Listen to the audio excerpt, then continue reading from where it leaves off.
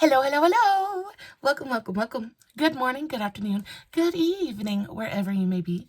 Welcome back to my channel, my loverlies. If you've never been here before, thank you so much for clicking on my video. I am so happy you found me. I do so hope that you will like and subscribe before you leave. Become part of the mama family. Mama's got your back, at least where makeup's concerned, and definitely when that makeup is cheap. Today is True Love Tuesday. I am so excited. I know I say that every single video, but it is so very true. I love True Love Tuesday. I feel like it's just a feel-good video. I always enjoy hearing other people's love stories, and I always enjoy learning just a little bit more about some of the celebrities that I am in love with anyway. This week we're talking about Alan and Denise Jackson. A very old school, old country kind of couple. Such a sweet, simple love story. There's just something about country love stories that I just resonate with for some reason. I believe it's because at heart I too am a very country little bumpkin. Very proud of it. We're going to be doing this eye look today. Very pretty, very green.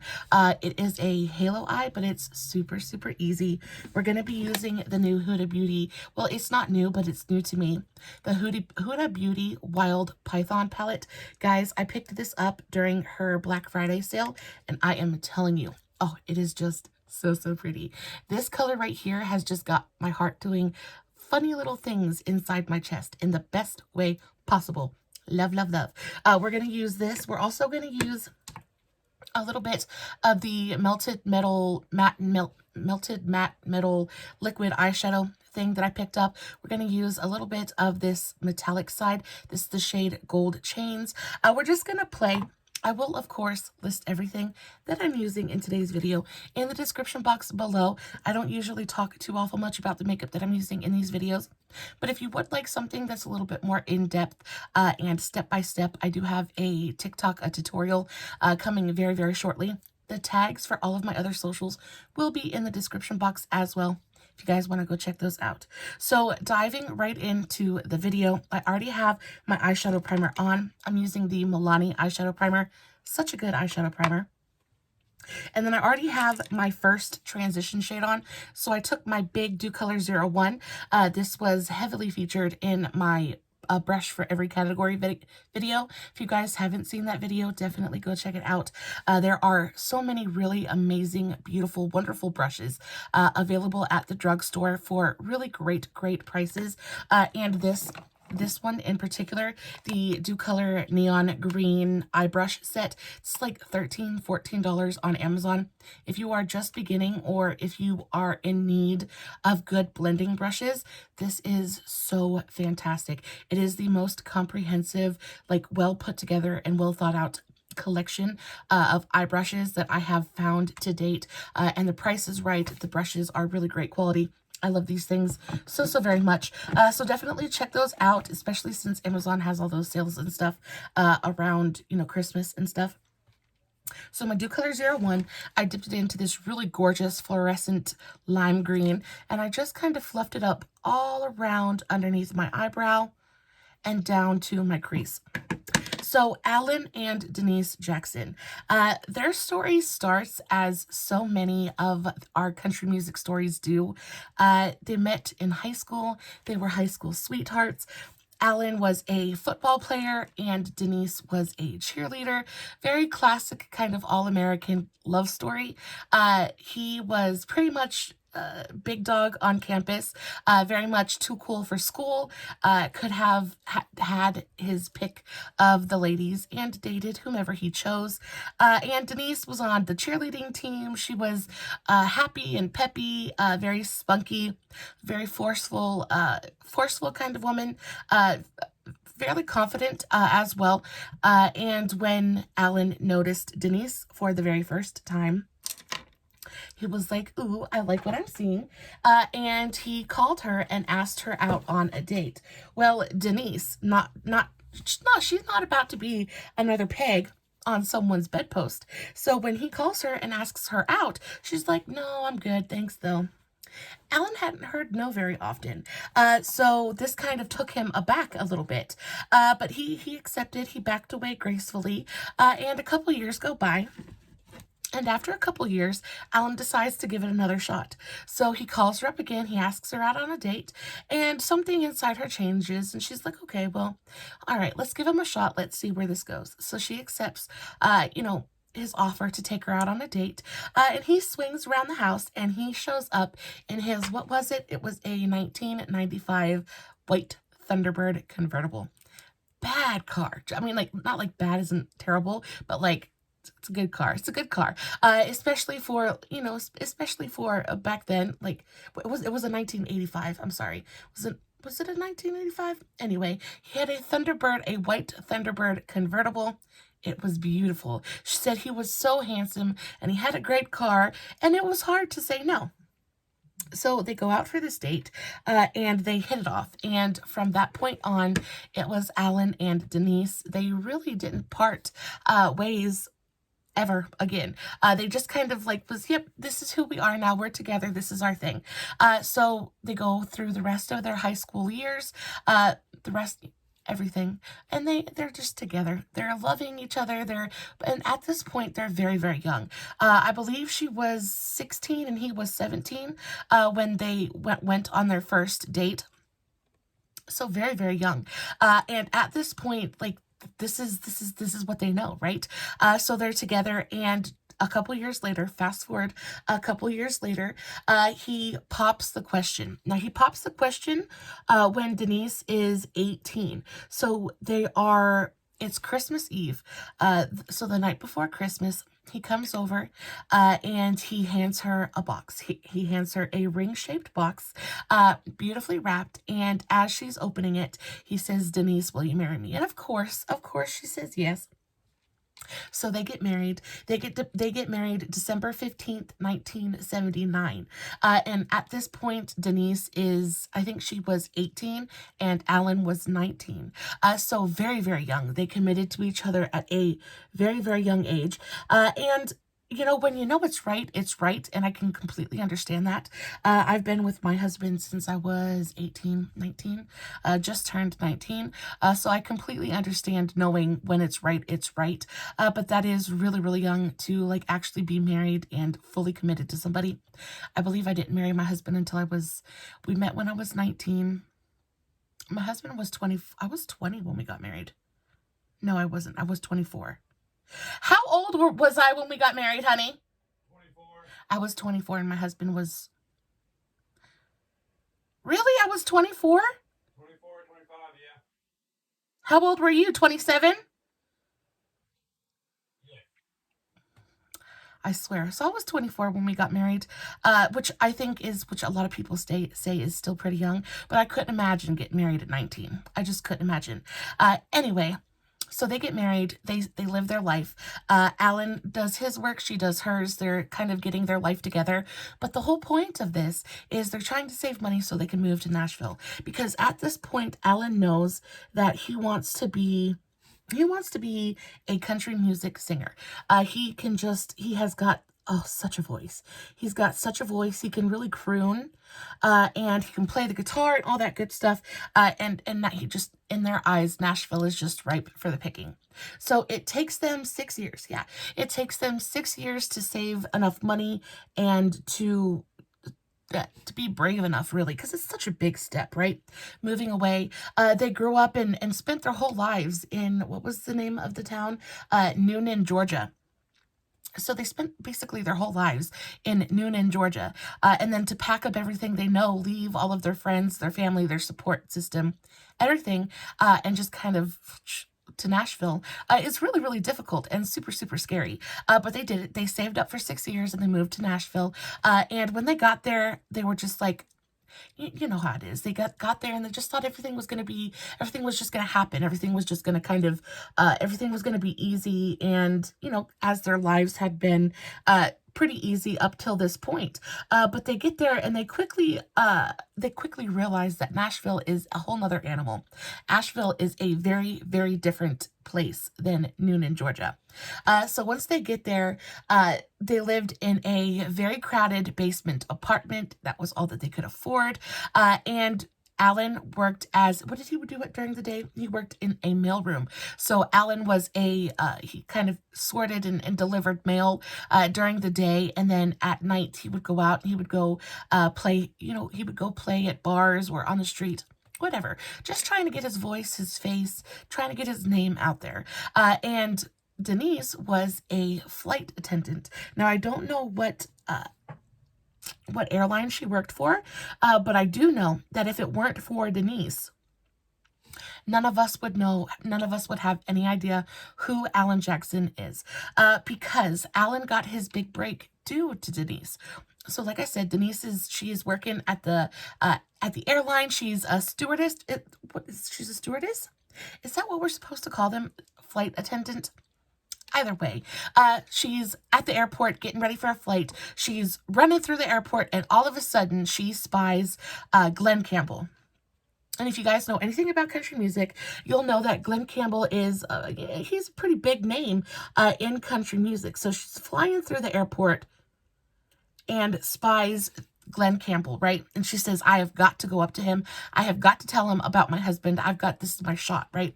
So she does. And you have got to love this woman for her commitment, for her, she's on her husband's side, right? She has got her husband's back no matter what.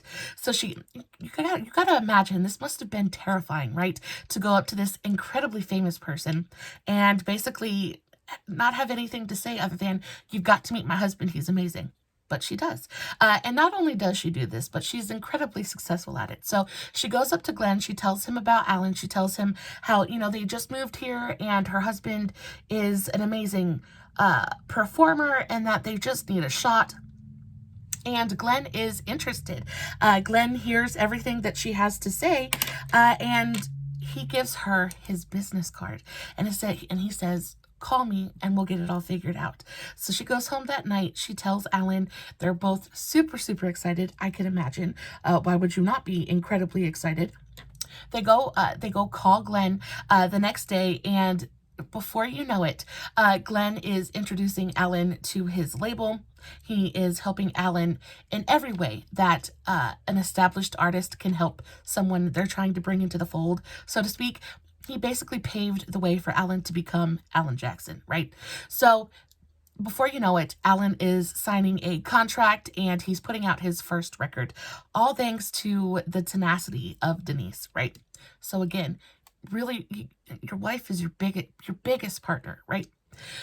So he's signing he's signing his contract. He is going to the studio. He's starting to record, and he finally gets enough songs together to release his debut album.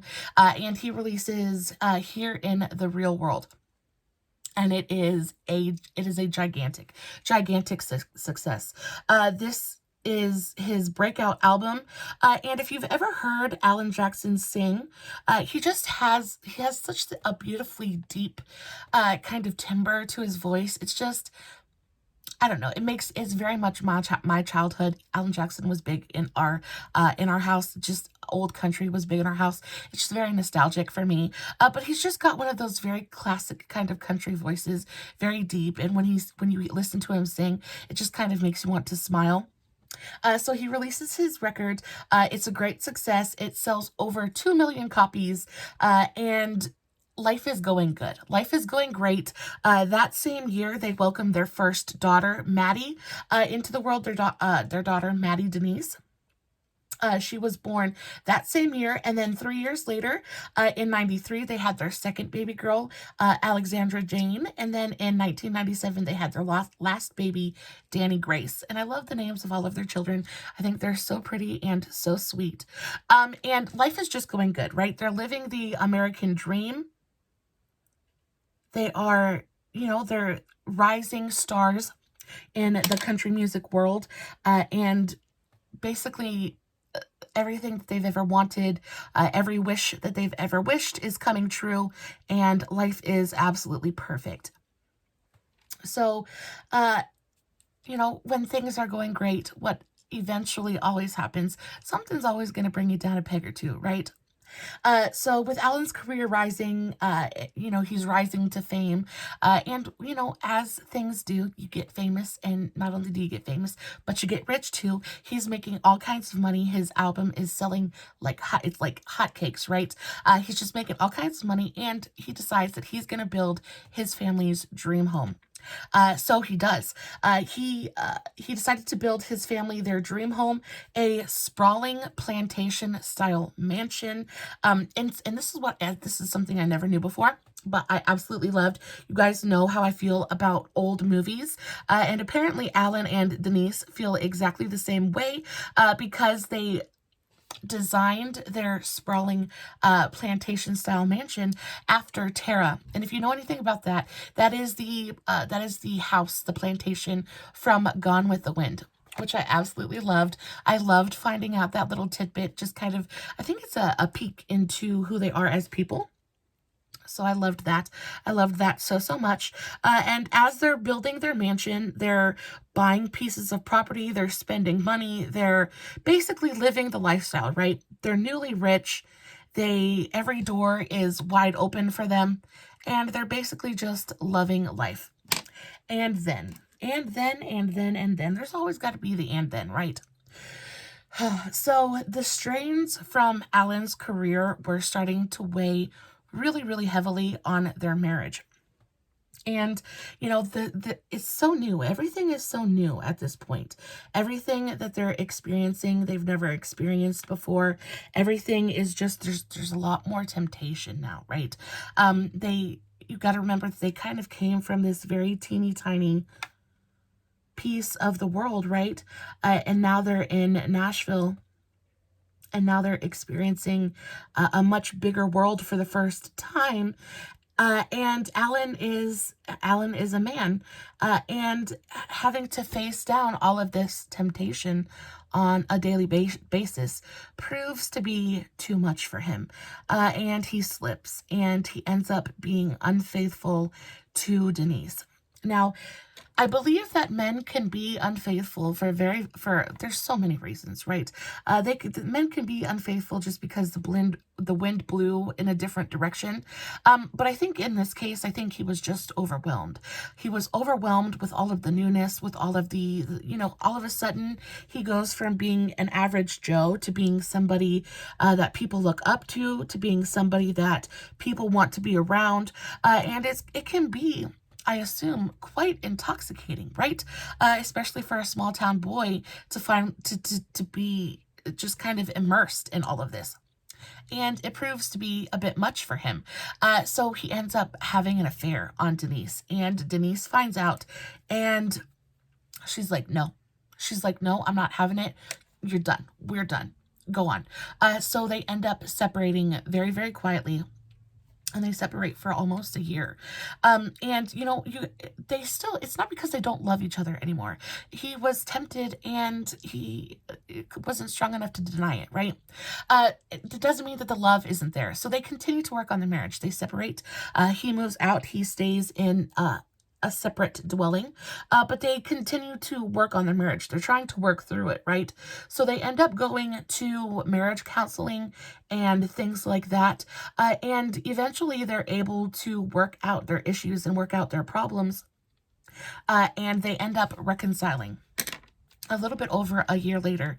Now, I can understand it. I can understand it. You have to take into, I don't think that cheating is ever okay in any situation, but the heart wants what the heart wants, and sometimes people make stupid mistakes. So they reconcile, and after they reconcile, things were different. They recommitted themselves to their religion. They are very much Christian people. So they recommitted themselves to their religion, just really kind of re-solidified their beliefs and their, support. The Lord can offer so much to us, but support is one of the biggest things. The belief that through everything we're going to be okay, and I think that really brought them together again. And I do have a quote I'm going to read just a little bit later on what this kind of did to their relationship, because Denise actually wrote a book about it. She wrote a book about their lives and you know, everything that kind of, everything being the wife of Alan Jackson involves, right? And she said about the affair that it really shook her. It shook her to her core. And you got to think, like, she, as much as he's a small town boy, she's a small town girl. And, you know, you're thrust into this very Hollywood style life. And you're constantly thinking, am I pretty enough? Am I enough, period? Like, it's just got to be a lot for your self-esteem, for your confidence. And after he cheated, she was completely broken. She was just, it took her to the very lowest level of self-worth that she had ever had. It was very hard to build back the trust and to build back their relationship. And they had been together so young that they really, especially her, they had really never had a chance to find out who they were as people before they, you know, kind of grew together as a couple. So I can understand that it could be really, really difficult in that situation. So they reconcile and they stayed married. And this period of time really helped to inspire one of his most classic songs. And this one is my very favorite Alan Jackson song. And I'm sure that you guys know exactly what I'm going to say. But during this time in his life inspired the song Remember When. And I think that is just such a country anthem. I know that so many couples identify with that song. It is so beautiful. I actually listened to it before I started filming today. It's so beautiful. It made me cry. It just made me think, it's just really good. So if you haven't heard that song, or haven't heard it in a long time, definitely go look it up. I played mine on YouTube. It was so good. It's a really great song. And that song actually, again, was incredibly successful, and kind of bumped him up another, another level, in country music, stardom. And one of the biggest things that I love about this song is if you've ever seen the music video. In the music video, both Alan and his wife are sitting there. They're not sitting there, but Alan is singing. He's sitting on a stool, and there are pictures of his life, and his daughters and his wife kind of flashing on the screen, among other things. And then towards the middle of the song, you see Alan and his wife, and they're just kind of like dancing. And the backdrop is all these beautiful pictures of. It's just so heartwarming. It's so very touching. And they look at each other and they kiss each other in this video, and you can just feel the love that's there, the true love, right? It's like that enduring, burning kind of I will be there for you forever kind of love, and it just makes the song that much more potent and that much more like, oh, so good. Anyway, so they're dancing away their cares in this video. It's a gigantic hit, and life is great. Now Alan never again, not that I saw in any of my research, Alan never messed up again. He continued to stay true to his wife. He continued to stay faithful. And they reaffirmed their beliefs, their religion, their marriage. Everything is as strong as it possibly can be. And then in 2010, another thing happens, and you know, you can have too much of a good thing, I guess. You can't stay on the top for forever. So in 2010, Denise was diagnosed with colorectal cancer, and this was a big blow. Luckily, again, they're pretty wealthy, so they have all of the resources to fight it off, and she ends up beating cancer with the help of chemotherapy and prayer. But this time in their life was super difficult for them, as cancer can be. And this hit home for me because my mother-in-law, she actually died of colorectal cancer. It took her, I want to say, 4 years ago. And then if you guys have been watching any of my videos, my dad was just diagnosed with multiple forms of cancer. So cancer, man, I just don't like it. I wish it would go away. I wish to the Lord that we could find a way to fix it, a way to beat it for good, and make sure that it never came back. Cancer has a way of waiting until you think that, you know, life is great, and then it just kind of sneaks up on you and ruins everything you think you've built, or every good thing you think you have going on in your life. But she ended up being diagnosed with cancer, and this was a really, really difficult time for them as a family. By this time, they have 3 children, and, you know, they're best friends, right? And I can say the same thing of my husband. When your significant other is that other piece of your soul, right? And just the thought of them not being there anymore is enough to cripple you, right? Like, it's enough to make you want to shut down it and never open your eyes again. So they fight this. They fight it tooth and nail, and she prevails. She ends up beating the cancer, and she is now cancer-free. But during this time, it really made them, this was a hard time for them, and made them change their whole outlook on life. It made them change what they valued and what was important to them. And then when she finally did beat the cancer, they decided that they were done with the unnecessary. They were done with all of the properties and all of this big lifestyle that they were trying to like keep up with. They just realized that wasn't what they needed. That wasn't what they wanted. So they ended up selling quite a bit of their properties, and they just wanted a slower pace of life. They just wanted more quality time, right? They just wanted to be able to spend time together and to not have to worry about all of the other just unnecessary bull that comes with everything else. So they sold a bunch of their properties, and they just kind of refocused on each other, and they really refocused on what was important, which is them and their children. And that is how they spend their life. I have a couple quotes that I want to read to you guys. And that's basically about it. They became grandparents.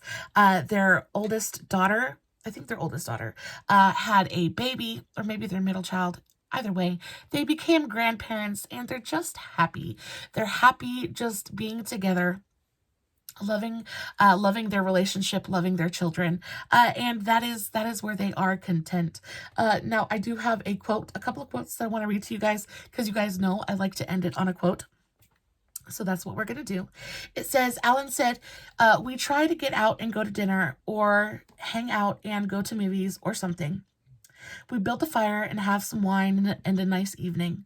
We get up in the morning and have coffee together and talk. And I can't go to bed at night if she's downstairs watching TV. We go to bed together, unless I'm out of town. It's just little things, I think, that have helped us more than anything. If you can last until you're 40, hopefully you'll be mature enough to figure out the rest.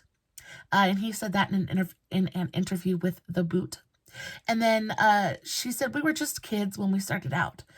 We didn't ever have the chance to fall in love as adults, and to learn who we were before making this commitment. And I think we just lost sight of that original feeling. And I feel like that is so very true, especially when you get together with your significant other at such a young age. And, you know, as much of a blessing as it can also be something that you have to overcome in the future, because it is so easy to lose sight of why you two fell together in the first place. Especially when you're having to deal with everyday drama, you're having to deal with children, you're having to deal with this, that, and the other thing. It can be really difficult to remember what you're doing it for. And I feel like this is a really great lesson to learn. Just always remember why it is you're doing what you're doing. Don't get so focused on the end that you forget to enjoy the journey, I guess, as cliche as it sounds. Don't get so focused on preparing for the future that you get to enjoy the present, right? That's all they're trying to say. So they are very happy with each other and their love. They're going on 45 years together. Can you imagine? 45 years together, still going strong. They're still together. Their children are fully grown and completely happy, well-functioning adults, and they got it right. There was a couple of missteps there in the beginning, but in the end, they really are such a beautiful, beautiful couple, and so very happy with each other. Guys, I hope you enjoyed today's video. I really enjoyed telling you guys the story. I always enjoy my country music love stories. This is what the eye looks like so far. Again, so super easy, but really, really beautiful. I'm going to take just a little bit of this gold chains liquid shadow and just kind of tap that right in the very center of my eye. I'm just going to kind of paint a little bit of it on and then take a clean finger and tap it out, just kind of diffuse it. But it's going to really amp up that halo effect and really make the center of my eye super, super shiny. And that is about it. I will, of course, be posting finished pictures over on Instagram and Facebook. The links for everything will be in the description box, along with everything that I used to do today's eye look. Guys, I love you so very much. Thank you so much for coming and hanging out with me today. I hope you enjoyed today's videos. As always, no filters, no edits, no fancy lighting. It's just me sitting in front of my camera, playing with some makeup, telling you guys a beautiful love story, hoping y'all are enjoying what I'm doing. And until next time, stay safe, take care of yourselves, and remember, you're important. Bye.